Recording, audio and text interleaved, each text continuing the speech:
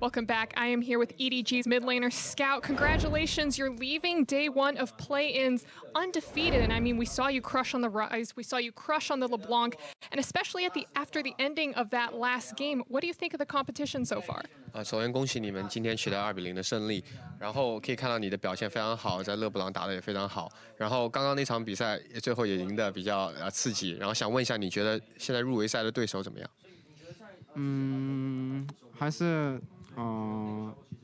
比我们想的更厉害吧，就还是打得蛮好的。He think the enemy team all played pretty well.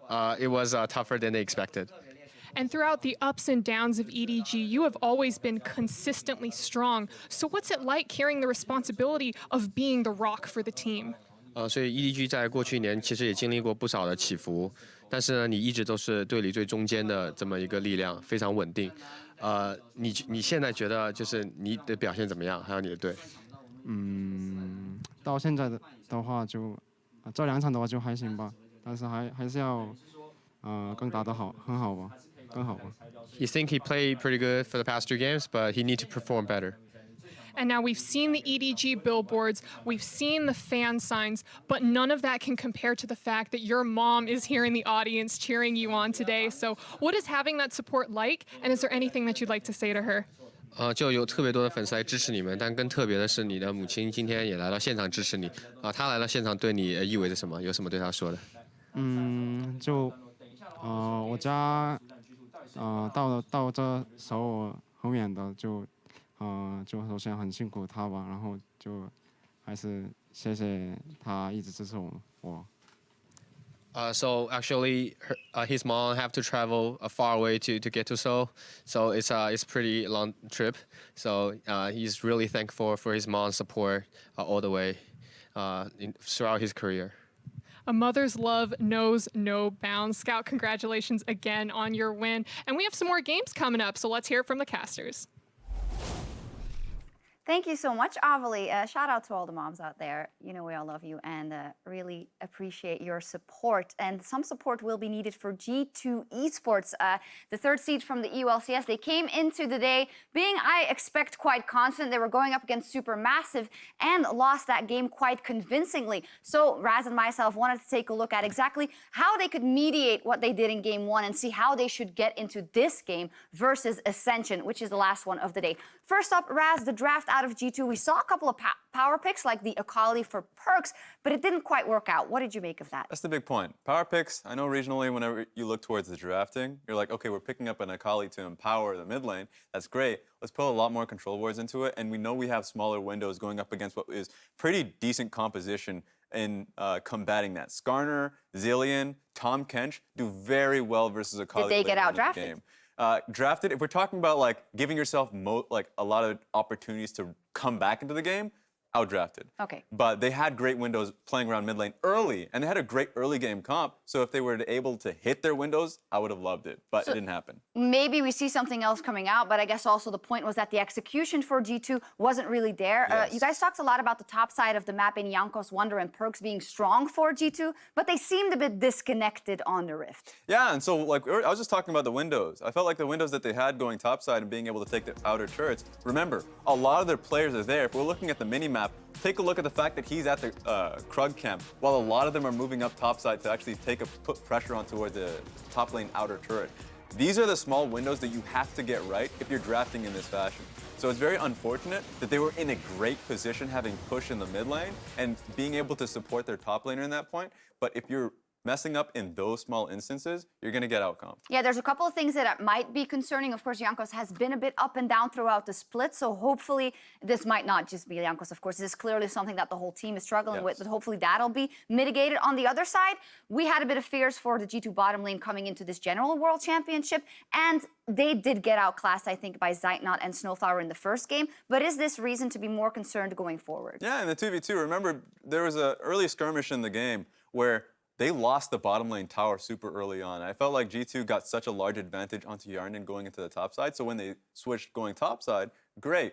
They lost a 2v2. He had to base. suddenly 20 CS advantage going back into Zeitnot's pocket after having a heavy early deficit. Was it more decision-making than mechanical difference? I thought the decision-making was good. It's the mechanical difference that really made the problem worsen for G2. That's worse even, right? Exactly. So I think that for G2, drafting makes it easier. Execution just makes it a lot more secure in the best of one sitting. All right, well, and let's look at the win conditions for G2 Esports. What do they have to focus on here versus Ascension Gaming, who had a strong early game in their first showing? What I would love to do is either, if you're going to draft the Akali, make it so you can heavily focus on your jungle pick. They did a really good job around the Olaf the last game, but then try and get the Olaf incorporated in the fights. That's what didn't happen the last time around. All right. Play around the Olaf. Play around the Olaf. I hear that they are in Champs Select. We'll see if that Get in comes there. out. Let's send it over to Riven Spawn. Thank you very much, Shocks. We are ready to get into Champion Select. Well, we're in it, as you said. Thank you very much to you and Raz for breaking that down. We'll have to see if G2 can clean up a few of those things, but also if Ascension can kind of unlock what they hope to bring here to the world stage. Yeah, absolutely, because I don't think it's just G2 that needs to clean up some of their play. We heard from Mark that he wasn't really impressed with Ascension just chasing kills, a little bit more solo queue style. Wanted to see it translate a little bit more heavily into objective focus, because the start of the game did look fantastic for G4. In fact, he went deathless through that game, ended up a 3-0-1, but still not able to get the gold lead that his team needed, and GBM did take over that game. So I think both of these teams wouldn't necessarily be happy with how the mid to late game stages went, and need to recalibrate where they're at in this tournament.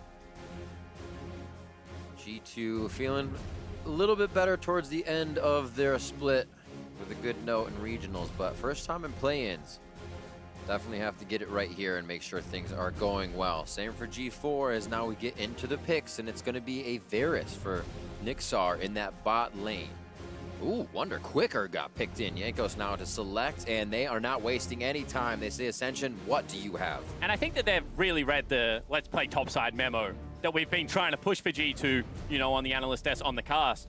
All of a sudden, you got a Ryze that has the ability to push out lanes. We just saw what Scout can do on that champion. And then Wunder being able to take the spellbook Urgot, something that has such versatility, fantastic team fight, ability to get around the map, but also just in that 1v1 situation can even execute the tanks and has pretty good push potential. So I like this out of G2. They are playing towards their strengths. It's just how they shore up that weakness of Hjarnan in the bottom lane, because he did get exploited in that first game. So crazy to see Urgot again getting into play.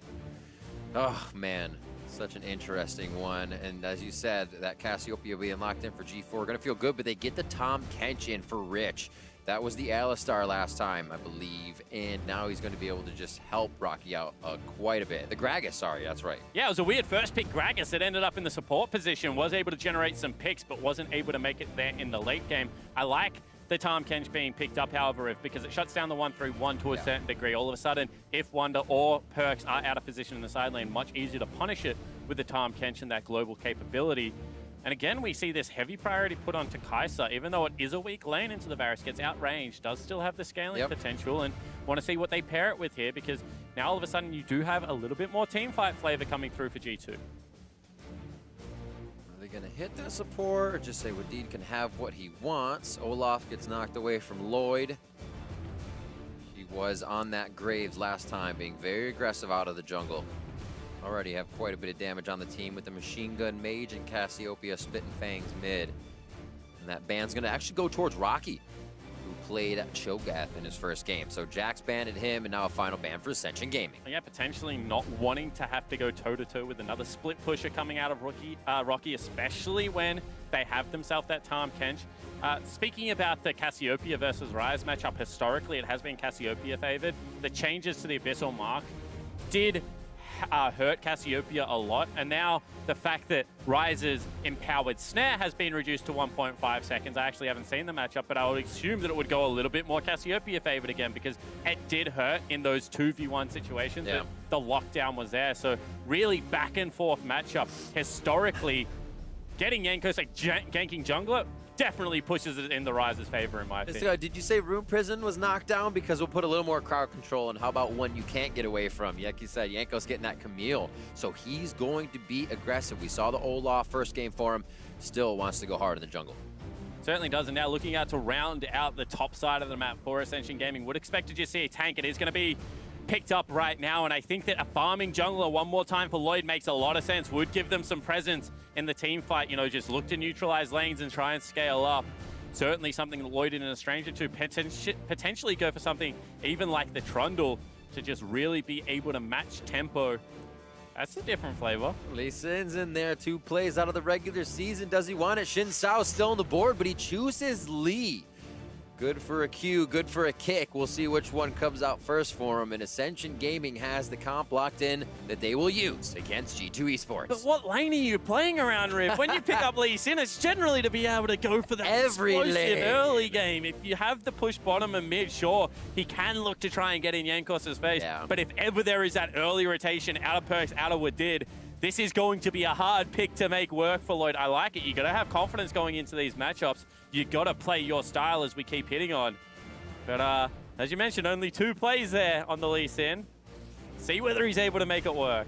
Looking at G4's regular season, I don't see a snake in there. So he's going to slip into the grass with this one against Perkz' Ryze. Interesting choice on that. Of course, he plays the Cassiopeia. It's going to be something that he knows how to go toe-to-toe with. But will it be enough to go up against Perkz in the mid lane, that last standing member of that G2 Esports team that was grabbing titles in EU LCS, that was making it into the World's group stage right away? We'll see if he can go up against that Perkz right now that has made it with the team that has to get out of the play-in stage. Absolutely. But I think for the Perkz question, he's already cemented himself as a world caliber mid laner. Absolutely. Certainly one of the most exciting players to watch in that role, and looking to see how he takes it towards G4 in this matchup. A lot of pressure on G4's teammates, I think, in Lloyd to be able to help out that Cassiopeia, get it rolling.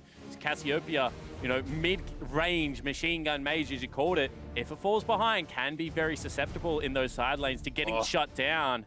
Should be an exciting matchup. I cannot wait to see what happens. We're already on to the Rift. We don't even have to wait any longer. It's Ascension Gaming versus G2 Esports for your final game here in day 2. The 2018 Worlds play-in stage. Still so many more games to go to see what these teams can do to jockey for position and get the better seed on the way out. And it really does start right now for both of these teams. You know, G2 going 0-2 on day 1, having to win both games on the back end of this group would be absolutely disastrous. They want that first seed. As we said, first time they've had to come in through the play-ins. In groups, you get a couple more games to maybe warm up. Riv, this time around, you only get 4 of them for the whole of the play-in stage to be able to fight for that seeding before the elimination.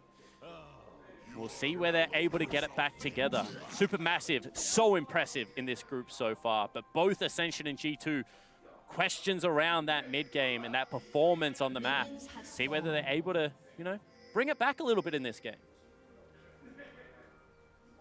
Ooh. Nothing will come of that. G4 can let his jungler know. He'll be warded out on the top side, nice and easy.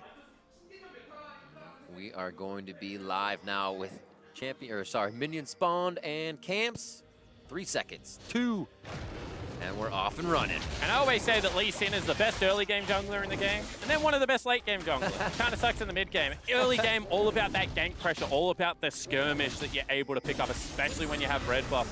Late game, it's all about that one kick, Riv, that one magical kick, you know, 80 carry into the front line, blow them up immediately. Coined by Insect all those years ago. But right now, Lloyd is going to have to show the early game potency of it, because Jankos also on one of the better early game junglers in the Camille, and will be able to help Wadid, help Hjarnan down in this bottom lane to exert a lot of pressure. You can already see the pushes on somehow. They've been able to win that one out. Quick smite, quick hit. Just a few seconds later onto that scuttle, but it won't mean too much. Level 1's on the bot as 2's coming up. Hit it. There it is. Definitely for G2 first. It don't look like they're going to get too much pressure here. Rakan, Kaisa, not really going to kill you that hard. Yeah, I guess one interesting thing to note on both of these junglers is they're both pretty crappy at clearing the AoE camps. You know, Krugs and Wraiths hold so much of the experience in gold nowadays. Machete junglers really do struggle to take them down, so see how they compensate for that. Looks like it's going to be through some early game pressure. And Lloyd could be here for the runaround. G4 is going to take a while to get out of lane. He tries to get a Noxious Blast down to get that movement speed, and will have to flash still and use the cleanse double summoner down, and that's going to be a rinse and repeat for Jankos. Yeah, it certainly is. I mean, they burnt nothing there. Hook shot immediately into Empowered Snare. Too much CC to be able to walk that one out. Jankos gets a first successful gank, and playing from behind as Lee Sin is not fun. Now the pressure is on Lloyd to try and make something similar happen. Nice little defense there.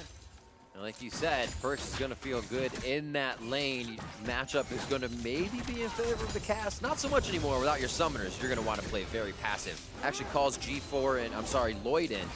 Clean a few of those minions and get the lane push so they don't lose too much. Yeah, that must hit the turret. If that is a freeze out the front of the turret, I mean, immediate regank is going to come in. They try and get some control on the bottom side as well. Would expect Lloyd to go for his shop and try and shore up a little bit more vision control just because of the creative jungle pathing that Jankos can take to revisit this mid lane. You can see that they know the pressure is going to be here. And we'll see whether G2 can capitalize on it or whether they say, you know, this is good enough. We've got ourselves the farm advantage. We got him back on a pretty crappy shop at the start of the game. We can just hold this lane right now. Feels good for him too. He can try for these ganks. Still has 2 camps on the bot side of the map. He doesn't want to go back right away. It looks like if nothing comes of this, interesting. So G2's trying to activate very early, but if it doesn't work, it seems like they're not going to let Ascension know. Well, this could be a little bit dangerous because Wadid was able to sneak through there, I think. So now there's a false sense of security of, you know, the jungler has just recalled. Ryze going to be potentially bumped into here, so no play happening.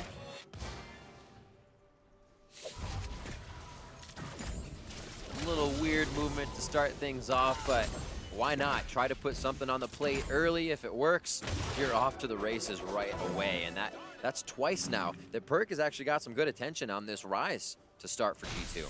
Yeah, absolutely. And I mean, this is a player that they historically want to play around as well. You can see 1v1, the Urgot is just going to be able to eke out advantages. You can see Rockky has also matched that spellbook as well, potentially going towards the Sheen, see whether he goes for some early aggression himself. Actually, Unsealed Spellbook has a much higher win rate, but it has a much lower use rate there. Potentially just because it is only usable in some matchups. It used to be used a lot in mini-Gnar matchups to be able to catch him out and blow him up with a Sheen purchase first. You can see now whether Jankos takes some of that pressure and tries to put it into the top lane. Nice pop-up by Wadid. A little trade back and forth. Doesn't look like it'll go all the way to either side of the lane.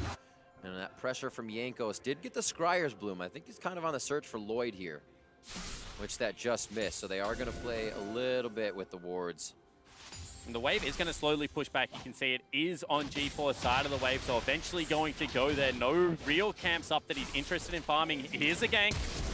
Jankos so patient, but they go in as well. A kill just under the turret to hit, and the safeguard coming in from Lloyd absolutely saves G4 from the corrupt. Oh, it's not a corrupting potion. He was just getting hit. Yeah. I'm a liar. Just saves G4. Saved him from the skirmishes. Saved, I think their review was burning down to the Rev Smite, but both summoner spells used there out of Jankos and Perkz. 2 flashes and no kill with the flash and the cleanse, both about to become back available for G4. Lloyd really did play Superman there, swooping in to save the day. Oh, man. G4 feeling very good, and we wondered how quick that activation would be. Both your summoners or G4 are down, you have to go back for that gank. If Jankos waited a little bit and actually almost made it count. And you could see exactly what the thought process was there, you know, be able to just burn everything, pick up the first blood, control the middle portion of the map. This would now be more like 1,000 gold lead and complete control. However, the fact that that did not work, and now Lloyd is going to be farming himself towards that level 6 portion with Cassiopeia ult as well as Flash going to be coming available. Now potentially going to be Perkz that has to play this one on the back foot. And also the fact that Lloyd has gone towards the TM map means he's going to be getting around the jungle a lot quicker than what Jankos is going to be expecting.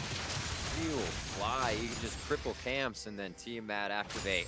So we'll see how fast he can get back to lane each time. Jungle proximity should be up there for Lloyd this game.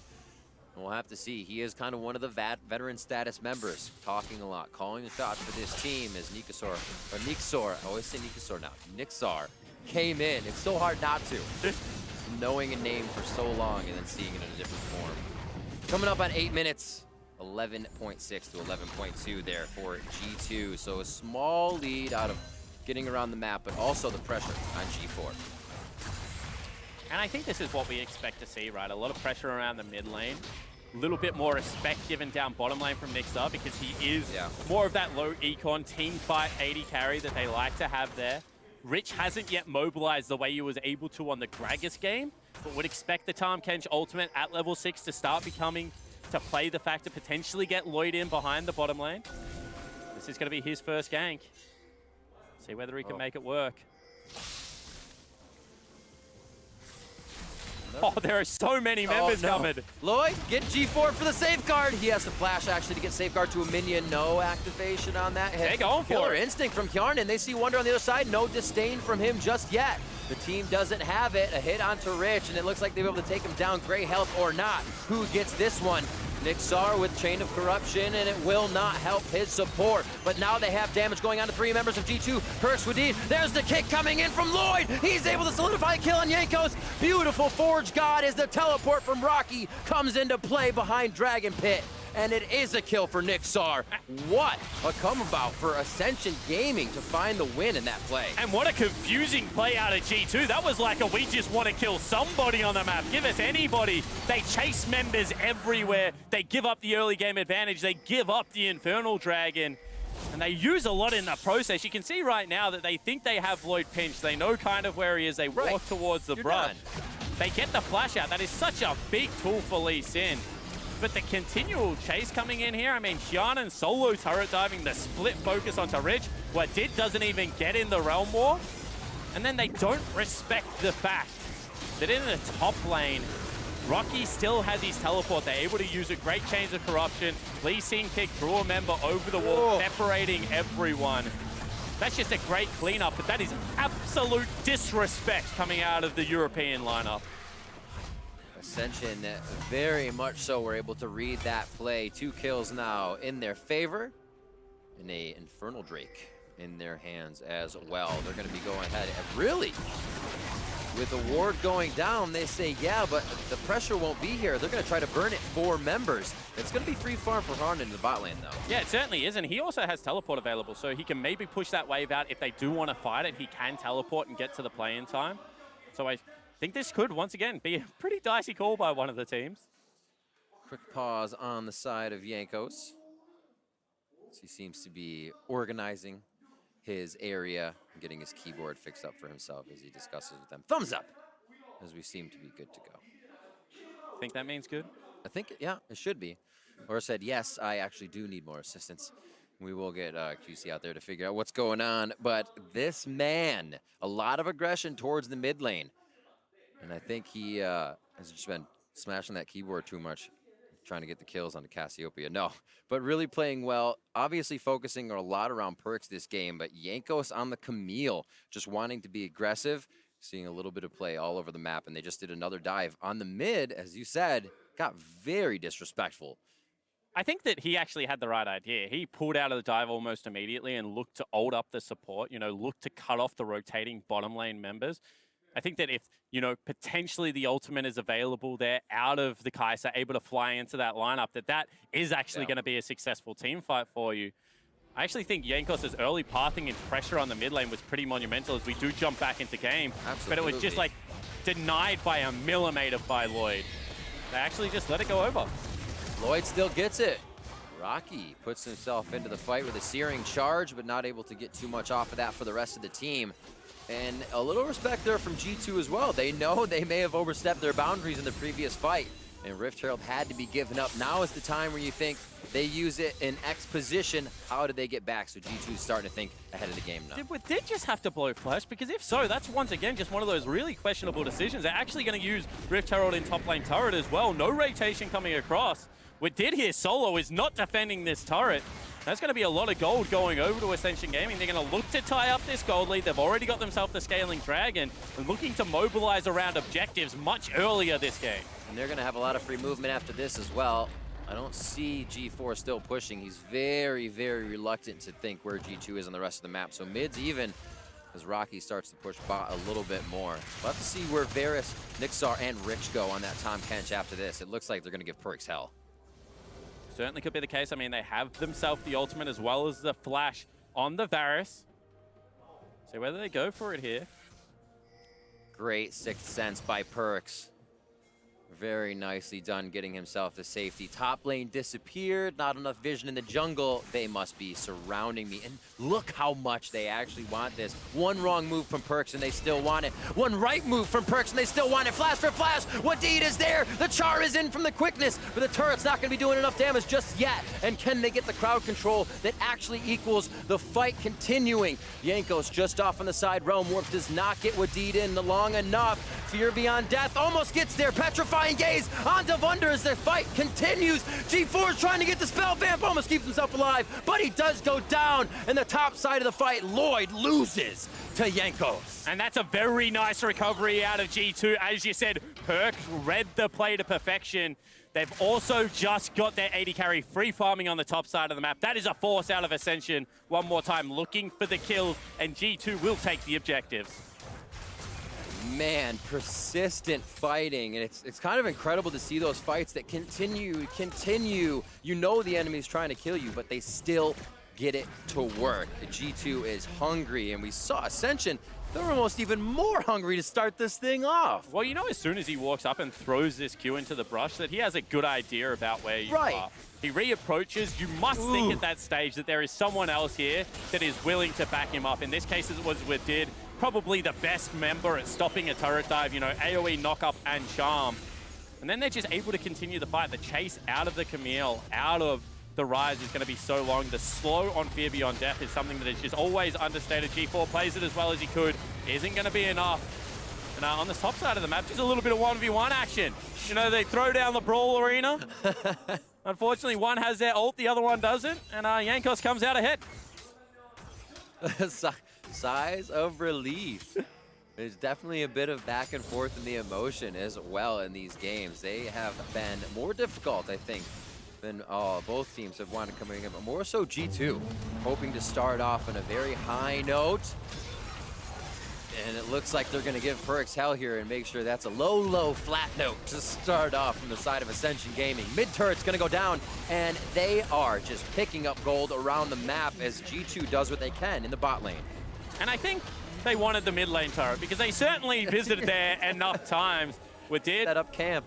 Is here on the rotate, potentially going to look for the fight, but I think that's a right call, you know. Just look to trade across Summoner's Rift. Once again, you've got yourself that Kai'Sa, you got yourself the Rakan as well for the late game team fighting options, and they are able, with an open map, to just fall back into the 1-3-1 and try and pull Ascension around. We've already seen EDG be successful in doing it. I think that Ascension, you know, at the same time, they're probably doing everything they can as well. They're throwing continual ultimates at turrets and trying to push them down. Next Dragon not doing them any favors, Riv. It's just going to be an Air Drake. They would have loved another Infernal to force another fight.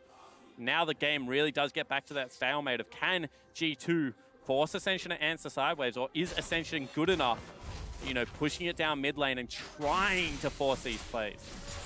It would feel so good for them. They just want to receive a few attacks. They want Jankos first. They want to be able to Petrifying Gaze counter, Chain of Corruption counter. Everything that G2 does first can be stopped. But like you said, is G2 just going to stay in those side lanes and say, no, thank you. We're going to work around you with a little bit of macro. Lloyd here looking to create opportunities, but also safety for Niksar as he roams a little by himself in mid. And see opportunity knocking here for Jankos, looking to just at least half health somebody if he gets the chance before he would get out of a sticky situation. The other thing Ascension has is a very quick Baron. You've got yourself a Blade of the Ruined King user probably going to go into that Quinsu's Rage Blade as well. We're in some trouble. Quickness. So he gets the ultimate out. Lloyd is staying active. Certainly is looking for those potential pickoffs. And what I was going to say is they don't necessarily have to burn the Baron, but the potential to turn, you know, with the likes of the Tahm Kench, with the likes of the Ornn and the Lee Sin is certainly always going to be a threat. So I feel like G2 are going to have to answer. Wunder here going to get a glimpse of the Dragon being taken. Play on the opposite side of the map though. Oh, Petrifying Gaze onto Wadid. He gets himself to safety with the Grand Entrance, and there's the Hextech ultimatum onto G4. Quick kill there as they save Wadid. Nicely done. They also burn a teleport to come over there as well. A little bit confusing there out of Rockky to burn that summoner spell at that stage of the game. There was no reason for G4 to be in that jungle. Once again, just cheating, rotating through an area of the map where they didn't have numbers. Fight gonna start here. They're looking for the realm warp. He gets knocked up. Can't take it as he's in the air. Perkz is gonna go down as they get themselves a little too close for comfort. He's just running towards the turret. I love it. They know they're down. They just need to buy some time. And Ascension is finding the kills they want, but not yet able to make too much ground off of these. And I think both of these teams are just making like tiny decision mistakes every single time. You know, the ability to cheat through a jungle. I should be able to answer this side wave. Well, you can't. Perkz thinks that with a member dead, that Ascension aren't going to look for the pick and they're going to allow him to stay at that portion of the map. Once again, not going to be the case.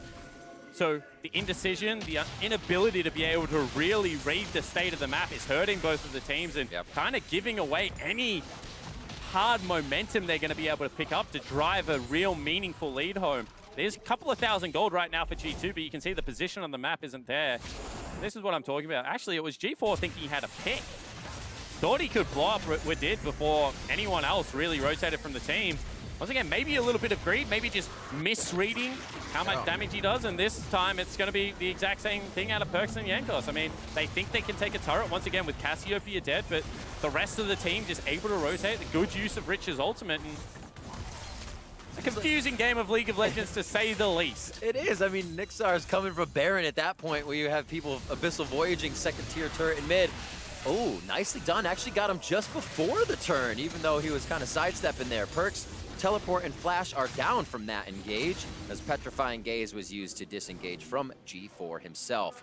0, 2, and 2 for these mid laners as they try to be a little bit stronger for their teams. It has not been the easiest game as they continue to farm up. Both of them are just looking to force, is like the honest thing. You know, teleport in, flash on top of him. He has no summoner spells. We should be able to kill. Not the case, just able to walk that one out. Cassiopeia ult was certainly there. And on the flip side, G4 doing the exact same thing, really. You have to say that patience has not been the name of this game, whilst we complimented EDG to sticking to the game plan for really following that step-by-step. This has not been a pretty 1-3-1 setup by G2 so far. With Baron coming up on the map in a minute, I think the game gets a little bit easier for Ascension, to be honest. And potentially G2 going to have to start coming towards the major objectives on the map. The turn always feels good. You mentioned the Ornn horn. I think it's one of my favorite things to actually have at a Baron, to be able to disengage. You freely do it while still on Baron, and you pretty much get to assess how you want to engage on your opponent. 45 seconds until that comes up. Everybody trying to hold heavy summoners and ultimates right now. And you're waiting on G4's flash, and Perkz's will come up later in that sense. Here comes the Ward Wars now as they just jockey for position with that vision. And as we take a look at the state of the game as well, Hjarnan is going to go towards that second item coming up. You know, Urgot walking towards the Righteous Glory as well. There are power spikes coming up. They do seem to be just that little bit ahead of their opponents, you know, hence the gold lead. So potentially the game can be won around that, but they just haven't had any access to this mid lane turret. And once again, Rich looking to cut them off. Perkz gets knocked up. They'll see Abyssal Voyage. Does not deter the fight from G2. They want to definitely get Perkz out of this alive. 5 members of G2 now on the spot. And Ascension still able to decide the priority targets. Wunder now in the brush, denying vision but giving vision. The pink ward is in, so he can't do that anymore. Rockky and the Zanyas as Niksar flashing forward into the fight with Rich right behind him, looking for the Devour. A great kill from Lloyd onto Hjarnan, and it is just Ascension Gaming pushing forward, not caring if they'll lose another member because they feel they will come out on top. Just the unrelenting aggression, and we already talked about the speed of the Baron. They did not get the jungler. They send him back to base, and that isn't enough to start it up. But Niksar in that team fight, positioning well, flashing forward. And G2 just look like they don't know what's hitting them. Their side lanes aren't being pushed in. They're not really setting up the 1-3-1. It looks like they're rushing the play riv every single time. And Ascension just, you know, trying to meet fire with fire. Team fighting is their game. Once that Ornn ult is up, it is called each and every time. It's the new dinner bell here for Ascension. Team fights aren't over. Another game coming in on G4 this time. G4 gets himself a little too far out for comfort here. They'll be able to pick up one fast kill. Don't finish that teleport on the other side of the map. That's going to be quickly stopped here for Rockky, and they will just deny the wards on the top side of the map as what we thought was going to be a 1-3-1 or some semblance of a split push from G2 has become a ran top. It certainly has, and they're just leaving their AD carry in the other lanes to clean up as much gold as he can. You can see Wadid over the wall looking for an engage here. But they will be able to pick up 2 turrets. They will finally break the mid lane turret, so be able to get some form of control over this map. That might be the situation that G2 were looking for, because man, that was a hot spot in the blue side jungle for the last 5-6 minutes. Woo! Where are we gonna get it next? Baron's gotta go down at some point for these teams. It's been up for 2 minutes now. Objective control in favor of Ascension with that Infernal and Cloud Drake under their belt. And Ocean now up as the RNG gods continue to spin up a variety of dragons. And they will just start Baron. Why not? exactly right. At this stage of the game, why not? Why it seems not? to be the motto of a lot of these teams. Jankos certainly suspects they're on it as he saw the ward go over the back of the pit, but it is burning so fast, already down to 5,000 health. They might have to go for the fight here. My eyes on Niksar on the backside of the fight. Jankos is already over. Smite's coming down up for 1,000 health. That's going to be G2's Baron, and the damage onto Niksar is huge. They need the Arcade to stay alive, and he's in the backside of the fight. He's got hits onto Wunder, but they're losing members left and right on the side of Ascension. G2 now strangles them out at Baron and takes the objective for themselves. And finally, something goes G2's way. Jankos flies into the pit, able to pick up the Baron. They get the team fight. Now the gold lead is real, and the game is back on their terms. Pushing down through mid. That'll be the second tier. They needed to get Ascension grouped. They needed to have Ascension focused on something else. And G2 was able to find a small window that was open. As Raz was saying, look for the windows. You can find them. Exactly right, but still, that was a 50-50 Baron. Oh, Lloyd yeah. was in the pit first. We already mentioned it, but the turn is great. They're not really taking any damage from the objectives, and it isn't until Jankos gets in here and is able to steal it away that the team fight heavily swings in their favor. And that is just a misplay out of Lloyd, because he got the execute down on the Q, he got the smite off. Really, everything that you would have asked for as a Lee Sin was there for the secure, and with the Baron going over to G2, the fight is lost.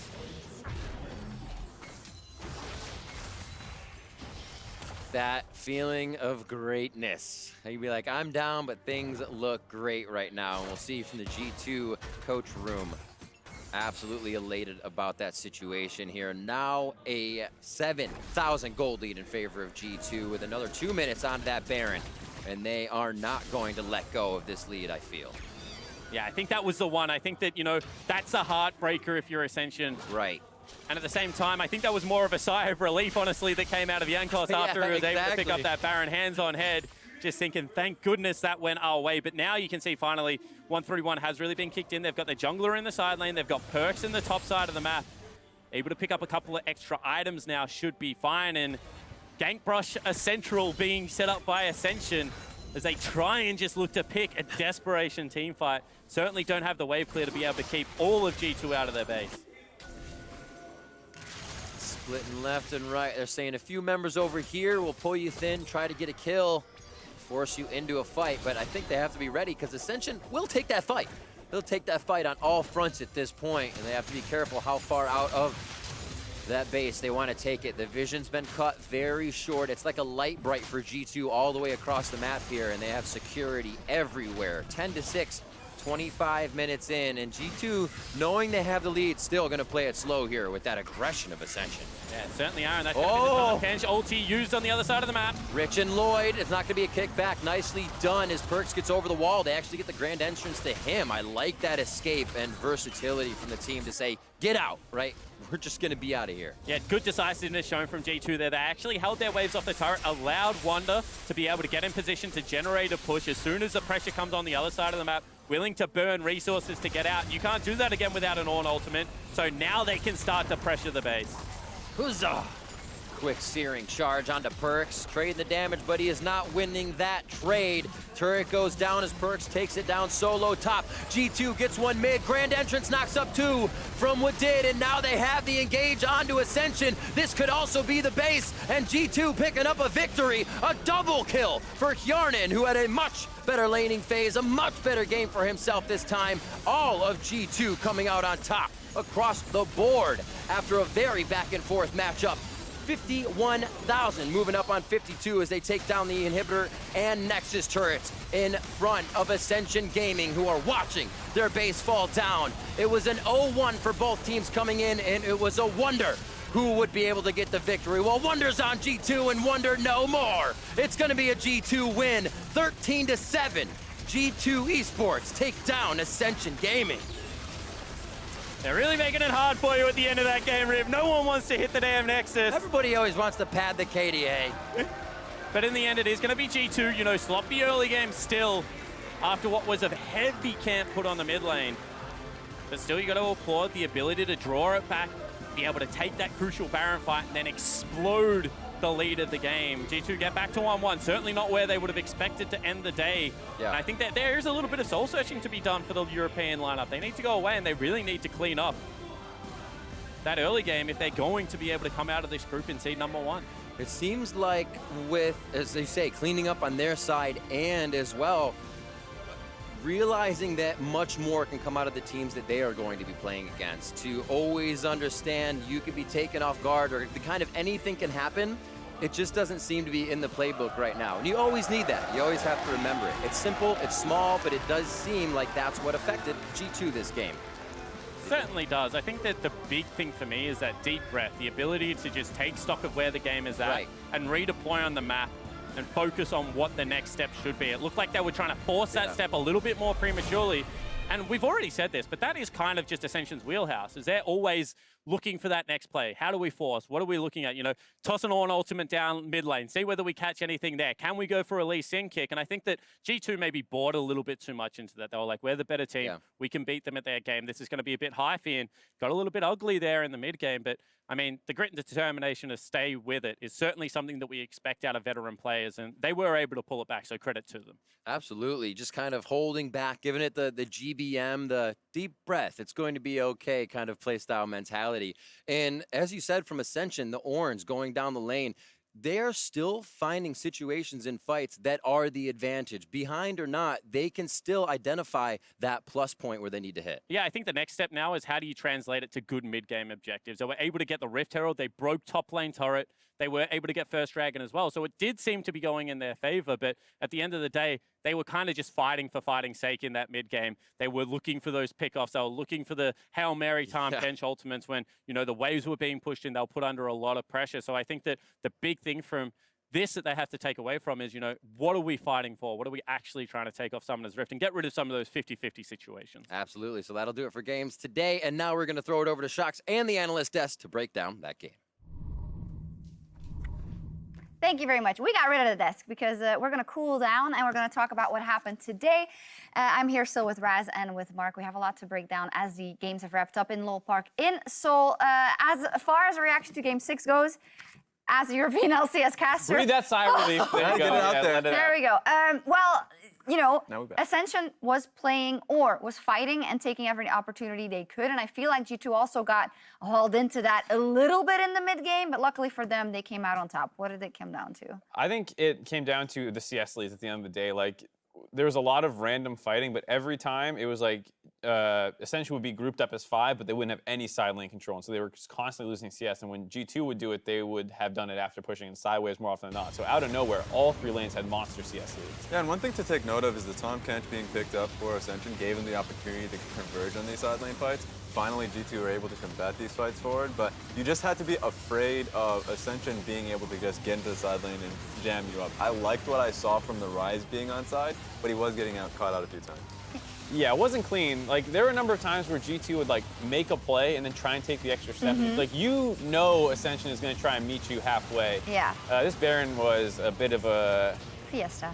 Yeah, I don't know why you would brute force a Baron 5v5 down and not throw 4 auto attacks from your support at the ward in the back of the pit so they at least didn't know exactly when to go in for Well, the that would be steal. too easy. Yeah, that would be too easy, but we have to make Jankos look like a hero. Great steal! That's a great job. I do believe we're talking to Jankos also in a bit later. However, for G2, all jokes aside, Ascension really needed to win. G2 also really needed to win. Turns out that G2 is really stronger in this game versus Ascension. We'll see if that holds through because, of course, G2 had a bit of an up and down day. They didn't have a good performance over Supermassive. And I would like to turn the attention of my analysts towards Supermassive and just giving them props. This is a team that at MSI in the best of one stage also was really, really good. And so far, they're on track. They're 2-0. Yeah, I love the fact that we're getting to see a lot of that red side, creative picks coming out of GBM, because it starts with the control on the bot side of that. It starts with the control wars that they're able to place and make it so they can pressure the team, but also just ends off of GBM's creativity. Because it starts with the Zillion and it ends with the Cassiopeia, and it all comes down to the fact that they know that they can trust into him to get out of the laning phase scot-free, so he doesn't lose too much early.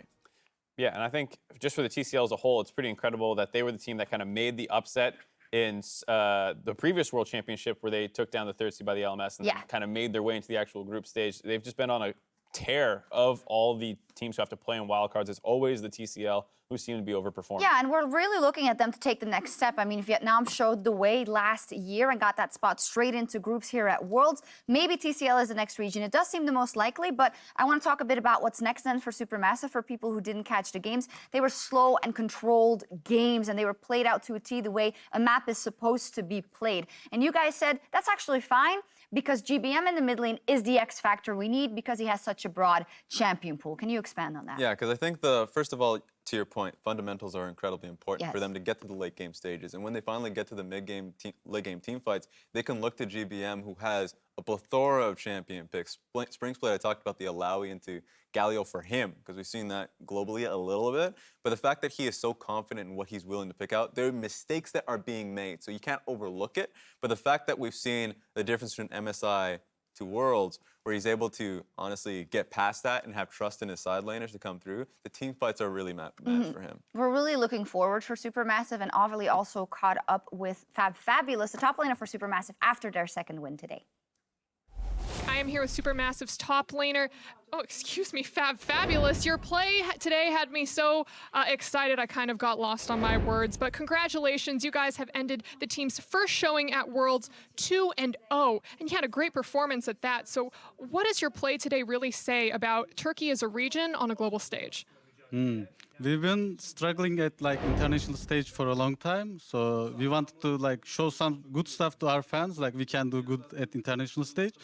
And I think we showed that we can do really good stuff. I think Turkey as a region is actually a really good region, but we failed a lot. So we just want to show the world that we are much better than that, and we just want to go to group stage.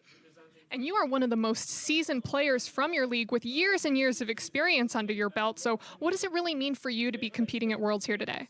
I mean, it's like every player's dream to come to Worlds, I think. I've been dreaming about this for a long, long time.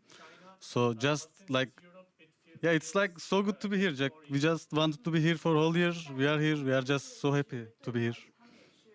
And again, you guys did go undefeated today against two impressive teams. So what does this really say? And in your opinion, what do you really think about the potential of this roster? I think our potential is actually really good. We can go to group stage and we can even go to quarterfinals, I believe. Our scrims were really good. If we can play like we played our scrims, I think we can even manage to get quarterfinals, like I said. So that's our goal, I think. So I hope we can do it. Fabulous. Thank you and congratulations. Well then, quarterfinals it is. You are their biggest fan. You were right today, so you get a chance to react. Just the nice golden star. One thing I really wanted to, because there's been a lot of discussion about the TCL region when off-season started back in January, because for them, they picked up, the region as a whole, went and picked up a lot of star LCK players, Malrang, Septed, and there was a tough competition in the mid lane, AD carry position, jungle. So a lot of these teams did get pressured a lot. And remember, If we're talking about how's their solo queue quality, well, they play in the EUS. So for a lot of these players, they get great practice in solo queue, great practice in scrims. They're playing EU LCS teams. It was only a matter of time that a lot of these guys did get the chance to really prove themselves at Worlds. I agree. The only thing I wanted to have as a caveat there is I love the confidence coming out of Fat Babios, but I need to see it because I've been very excited about the TCL many times. MSI most recently, they looked so freaking strong in the groups, and I thought that really was the moment. So I need to see it. And yeah. Yeah, quarters is for me still like, I'll wait and Albus see. Nox Luna. Yeah, I'll wait and see before Get it out I there. buy in on that hype train. But I will say in terms of just getting out of groups, it's actually not that, or getting out of play-ins into groups, isn't that crazy to me because what we saw to G2 in the last game against Ascension was not super convincing, like especially based off how they lost earlier in the day to Supermassive. So I see their win over Ascension. I'm not thinking it looks amazing. You know, Supermassive does look good. If they do get the 1 seed, they, I think, clearly are better than most of the teams we're looking at to be 2 seeds for the knockout part. So I actually think if they do secure that 1 seed, they're pretty much a shoo-in. If Seeding anything matters. I think because remember, if you're taking 2nd seed, with how strong G-Rex are currently looking, seems like the 1 seeds out of all these regions are way too powerful to overlook. So they need to be able to take that first. Yeah, I think they need to aim for the first spot in this group, absolutely, which then throws everything into disarray because you kind of thought that, you know, certain regions would end up on top, but G2's dropped the ball just a little bit. So we'll see how that evolves. Let's take a look at Group A then. There, no surprises, even though it got a little intense for EDG versus the Direwolves. They are 2-0. Now, they absolutely decimated Infinity from the LLN in their first game of the day, and, well, it was kind of similar versus Direwolves. Yeah, I see 2 faces. Go for it. Yeah, I was gonna say the thing about EDG is, yeah, they absolutely obliterated the first game. The second game, I think I saw a lot of the same problems you see domestically kind of crop up and how they start getting a little loose once they get to that state in the game where you say, okay, 90% chance they win this game. And that's when their biggest mistakes start to come through. And that happened against Direwolves where like this crazy Baron situation could have played out differently. Direwolves can start coming back in the game. I'm not losing confidence in them all in group stage, but looking forward to the rest of the tournament. They have a lot to clean up. And here's the thing with EDG. For me, I've seen their regular season, and I can never really count, you know, never count your chips when they get themselves a large lead. I remember there was a great game in the regular season where they had like 9 kills early game on an iBoy, and then he just starts going forward, getting blown up. And so that's what we have to look towards is both Scout and iBoy. If we're seeing very heavy tank compositions with Clear Love in the lineup, and it's all going to be on those 2 players, they have to keep their head in the game. So those are the 2 things we have to talk about. I love the fact that we saw 2 faces of EDG. One, which was like heavy early game, play around Scout, just dominate them with your individual talent. The other one, which is a much slower play. And both with Clear Love. Very true. And I felt like they can play those 2 styles very well if Scout and iBoy can play well, or at least play disciplined.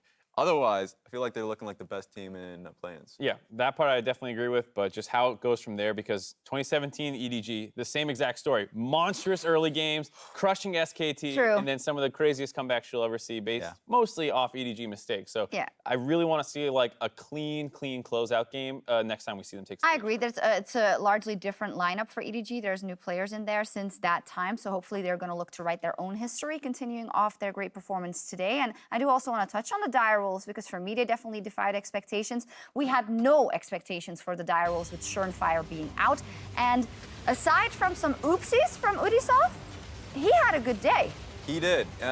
It's funny because we had that the interview with Avali where he was talking to Triple, and Triple didn't want to give him too much praise. Well, we can do it. No. But good enough where he was able to come back in these team fights and be able to support the Triple, King, and a lot of this. It really speaks well to their team fighting when they find themselves in a deficit. That's something we have to look towards, because for me, the difference between not having Schernfire and Udisoft, I had Direwolves coming out of the group and 2nd seed, and then when I noticed Udisoft was playing, I was like, no, I think Infinity should take it. So let me ask you this now. Direwolves pick up 1 win already, look competitive versus EDG in some parts of the game. Schernfire is free to play again, right, after this? Yes. So how much does this change? Because we've heard so much about how he's the best guy in the OPL. Surely that gets their chances up. Well, I think even if they didn't get him back, I would still take them to get out of the group at this point, the number 2 seed. Even with him in, I don't take him to get out as the number 1 seed. So it doesn't actually change their fate too much right now. It's more about how they start looking and then moving into the knockout stage, I think, for me. But if he lives up to the hype at all for Schernfire, then we should see a very improved early game out of Direwolves. That guy's under pressure now, man. Yeah, I think the real question for me now is how do they look versus EDG as a team? Because at this point, we're pretty much selling Infinity down the road. You're like, all right, we had some faith, but it ain't looking good. Yeah. Against EDG, I still have it very heavily in favor of EDG. But that being said, jungle difference is a big deal. Kalilov can show signs. This day didn't happen of weakness. And so I feel like if you're playing so heavily in towards Surnfire, changes your style a lot. We're going to be seeing Triple play towards that, and I think you can find yourself an early game lead. But now a good portion of it comes down to team fighting, where I still have it to EDG. All right, so they look like the favorites. I'll get your predictions on the groups and how they'll end up in just a bit. We do have a reaction of Jankos after that G2 victory. He's standing by with Avli. I'm here with G2's jungler Jankos. Congratulations on that win, but oh my gosh, I just want to point out your Baron steal on Camille towards the end of the game, because at that point it looked like the game was almost out of your hands. So tell me about that moment and how you guys were able to come back. I mean, I think the Nash call from them was not... I mean, it was pretty good because they kind of knew that we all have to base, and they can do it kind of fast with their comp, especially with Cassio. So I think it was like kind of lucky from us that we did make it in time. But I think the fight, even though I got the Nash, I think the fight would not be in their favor. So maybe we would still get a lot of kills, even though they got the Nash. But it seems like we are for sure not playing well, and it's kind of sad to see. But we will try to pick up for the next days. Where do you guys think that you can improve right now against the international teams? You guys have played everyone in your groups now, and what do you think of the competition? I mean, I think we for sure have a tough group. I think Supermassive is playing really well all around macro and early game and everything. So I just think that our draft in the first game was just not good at all, and we didn't have a lot of win conditions. And even though we played really bad, I think the draft was like kind of meh. So yeah, there is that. And then on top of it, the second game and even the first game, I feel like we are like a little bit too stressed out and too excited on stage. So I think if we come back calm and collected for the next two games, I think we can win the games against both teams. But then, yeah, we'll see about group stage or BO5 or whatever. But I still think Supermassive is good, and yeah, we'll just try our best. Well, you have a day extra to prepare for those rematches. So Jankos, congratulations again, and thank you. Back to you guys. Thank you so much. Yeah, Jankos is realistic. He says it wasn't the best. We need to shake that off and hopefully gets it. And he also wanted to win. Supermassive is a good team because I think he just wants to get it out there. Yeah, he wants to get that out. Yeah, wants to build up the person you lost to, of course. Age-old PR tactic. Indeed. So then let's take a look at the standings. That's what we would do after we saw the teams playing. So there we go. Then the games we saw today, Edward Gaming 2-0. I think most surprisingly that they are 2-0, but Supermassive with the 2-0, only unsurprising to Raz. Yeah, I would say one thing that I want to hit is that Supermassive taking 2-0, if G2 can come back in the next day, then sure they can kind of combat for a first place position. But look how damaging it is if you take second seed. If you're going up against EDG, Cloud9, a good looking G-Rex, that's a best of 5 that you do have to feel really afraid about. That's why he felt like it's like, we'll see what happens when we get there. Yeah. But the first tall in order, take down Supermassive in the next day. Hey, you also know that you can't change faith. If they get second seed, they play C9. It's just gonna, I'm not saying like, this is really a guess, but I feel like that is what it would come down to. As an NA fan, speaking on their behalf, it would be great to see G2 get the second seed and then hopefully lose in the knockout stage, because that might free up C9 from getting the group of death that they are currently most likely slotted to get into. That's a great point. So I think C9 fans not only are going to be watching themselves very closely, but you are suddenly the biggest anti-G2 fans probably ever, biggest Supermassive fans of all time. Damn. Okay, quick one. Who gets out of groups? Maybe it's hard to remember. So EDG, Direwolves, and Infinity? Yep, EDG Direwolves for me immediately. EDG 1, Direwolves 2? Yep. Consensus. Supermassive, G2 Esports, and Ascension? So Supermassive and I'll say, of course, G2. So you have G2 second, right? Do you think they're going to make the run? I kind of believe in them to turn it around, but this just might be like my Europe versus TCL brain talking, because like I really do think Supermassive in the two games that they played and the two games G2 played, Supermassive looks like the better team. Yeah. It's just hard to put it down. And here's the thing, I do think it's going to go to a tiebreaker. 100%, I think G2 will come back. Jankos already said it, that they had limited win conditions because they had small windows and couldn't hammer it home.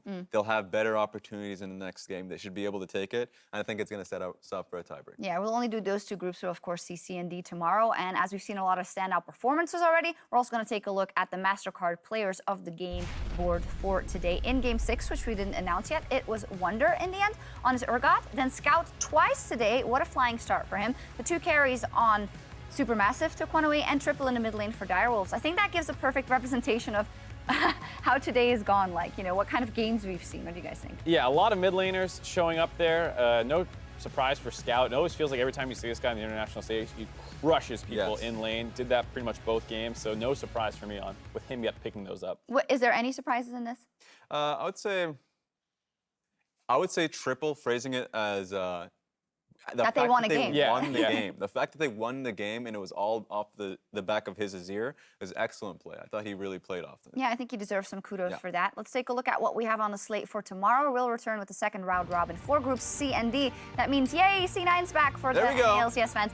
And it's also about G-Rex. G-Rex, the 3rd seed from the LMS, turning up greatly, is 2-0 and got absolutely, or decimated Gambit rather on day 1, so we'll have to see that rematch.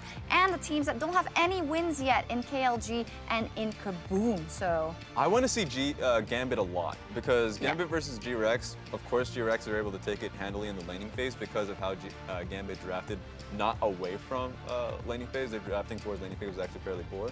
So Gambit on the second game looks super good. And I think that if Gambit comes back and having that lesson that we do need to prioritize our laning phase a little bit more, that we're going to be seeing a much closer matchup. For me, Detonation focused me. I actually feel like they might be, assuming C9 gets the 1st seed, they might be the best 2 seed out of anyone that we have. I think they have really cohesive comps where a lot of teams feel like they're struggling with that not only plays to the meta, but their own personal strengths. So I'm really interested just to see how they look, even if they do end up losing the C9 again, if they can maintain their form from the first time we saw. Yeah, in a best of 5, that's going to be very interesting. Of course, the tiebreakers for 1 and 2 seeds, if they need to be broken, will also be played after the matches tomorrow. But for that, it's going to be it from us, from myself, the casters, the entire live broadcast crew. Thank you so much for watching. We will see you tomorrow for more of Worlds 2018.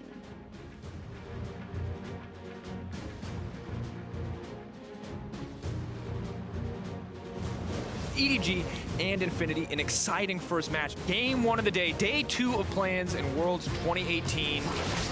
Tongue connects, he wants one more, can he get it? The arrow does manage to take it back. Knockup still gonna connect, he's going in. No mercy from the side of EDG in this exchange. We can go more.